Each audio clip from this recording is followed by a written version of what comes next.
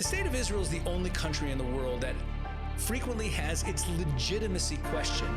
There are many people in the world who don't believe that a Jewish homeland, that the Jewish state in the land of Israel has a right to exist. Now, why is that? Why do they question the legitimacy of the state of Israel? Well, it's simple. The whole premise of the state of Israel is that it is the Jewish national homeland, that the Jewish people lived here thousands of years ago. We lived here in temple times. After the temple was destroyed by the Romans about 2,000 years ago, the Jews were then scattered into exile, and that now, after 2,000 years of exile, in the last century and a half, the Jewish people have returned to the land to take possession of our ancient homeland. Now, that narrative is either true or it is not true.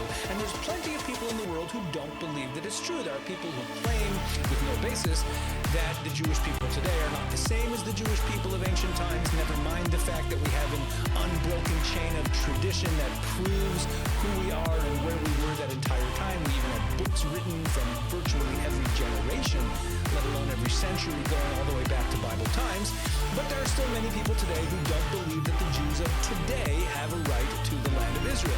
If it's true that the Jews do have historic national rights to the land of Israel, then we have rights to all of it. It doesn't make a difference if we're talking about Hebron or Bethlehem or Haifa or Tel Aviv. But if the Jewish people today do not have rights in the land of Israel, if those who say that we no longer have historical rights or aren't the real Jews, if they're correct, then we don't have rights to any of it.